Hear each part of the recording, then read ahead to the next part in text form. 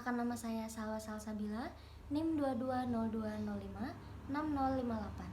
Di sini saya akan menjelaskan mengenai paper yang telah saya buat dengan judul Kebijakan Pemerintah dalam Penyediaan Minyak Goreng dengan Harga Terjangkau di Tengah Inflasi. Dengan inflasi ini, masyarakat mengeluh akan harga kebutuhan pokok mereka yang melambung tinggi. Sementara masyarakat membutuhkan minyak goreng sebagai penunjang kebutuhan pangan mereka. Ketersediaan minyak mentah dalam mendukung pertumbuhan dan kegiatan perekonomian menjadi tolak ukur keberhasilan suatu negara. Indonesia merupakan negara perekonomian terbuka kecil dan merupakan negara importir minyak mentah. Hal ini menyebabkan guncangan harga minyak menjadi pengaruh besar terhadap kegiatan aktivitas perekonomian Indonesia. Fluktuasi harga minyak berdampak pada harga minyak olahan yang dikonsumsi masyarakat. Peningkatan harga minyak yang terus berkesinambungan menyebabkan penurunan perekonomian Indonesia. Nah, penurunan perekonomian ini seringkali dikaitkan dengan kesejahteraan masyarakat. Oleh karenanya diperlukan sebuah kebijakan untuk terus menunjang kesejahteraan hidup masyarakat Indonesia. Masuk ke bagian studi kasus, Presiden Joko Widodo telah mengeluarkan kebijakan untuk penyediaan minyak goreng dengan harga terjangkau sebagai pemenuhan kebutuhan masyarakat. Kebijakan ini merupakan prioritas pemerintah dalam mengatasi laju pertumbuhan inflasi dan kelangkaan minyak goreng. Kebijakan ini merupakan prioritas pemerintah dalam melakukan penyediaan minyak goreng dengan harga terjangkau oleh masyarakat sekaligus menciptakan stabilisasi minyak goreng dalam negeri. Tercatat pada minggu ke-5 Desember 2021, harga minyak goreng kemasan mencapai rata-rata 18.492 per liter atau mengalami kenaikan sebesar 8,31%. Untuk mewujudkan kebijakan tersebut, pemerintah mengambil kebijakan menyediakan minyak goreng untuk masyarakat dengan harga 14.000 per liter di tingkat konsumen yang berlaku di seluruh Indonesia. Nah, minyak goreng dengan harga khusus ini disediakan sebanyak 1,2 miliar liter selama jangka waktu 6 bulan dan dapat diperpanjang sesuai kebutuhan. Sementara itu, kebutuhan untuk menutup selisih harga, PPN, dan surveyor sebesar 3,6 triliun yang bersumber dari anggaran Badan Pengelola Dana Perkebunan Kelapa Sawit atau disingkat BPDP-KS. Dan ini juga sebagai wujud nyata pemerintah dalam mendukung penyediaan pangan yang terjangkau untuk masyarakat. Bahkan pemerintah juga menugaskan Menteri Perdagangan, Menteri Perindustrian, Menteri Keuangan, dan Direktur Utama BPDPKS untuk mempercepat implementasi dari kebijakan ini. Menteri Perdagangan pun akan memastikan tersediaan minyak goreng dengan harga terjangkau dan juga menyiapkan regulasi serta mekanismenya, serta menyiapkan regulasi harga eceran tertinggi atau HET. BPDPKS memiliki peranan penting di dalam pewujudan kebijakan ini. Mereka akan bertugas menyiapkan pendanaan dan pembayaran terhadap selisih harga pasar dan HET minyak goreng kemasan sederhana selama 6 bulan beserta PPN. Kemudian saya akan masuk dalam bab analisis dengan 4 indikator. Pertama ada complexity of problems atau kompleksitas masalah. Pemerintah secara resmi menetapkan harga HET atau harga eceran tertinggi minyak goreng yang mulai berlaku pada 1 Februari 2022. Berdasarkan penetapan tersebut, harga eceran tertinggi dipatok harga 11.500 per liter.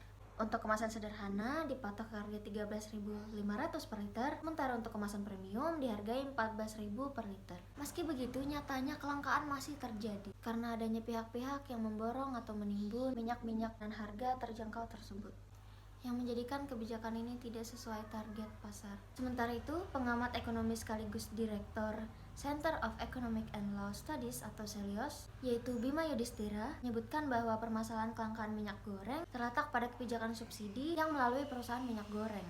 Menurutnya, selama subsidi disalurkan melalui perusahaan swasta, bukan langsung ke penerima yaitu masyarakat miskin, akan terjadi kesenjangan antara pasokan dan permintaan, yang mana tentunya kebijakan ini tidak terrealisasikan dengan baik dan tidak mewujudkan perubahan yang signifikan karena masih terjadi kelangkaan. Padahal kebijakan ini pastinya sudah dipikirkan matang-matang dan susah payah ya untuk berikan harga minyak goreng yang dengan harga terjangkau, padahal harga minyak dunia atau minyak nabati serta produksi minyak kelapa sawit dalam negeri itu sedang kurang dari permintaan. Kemudian yang kedua ada information availability atau ketersediaan informasi. Sejak kebijakan pelarangan ekspor diterapkan, pasokan minyak goreng pada bulan April mencapai 638,65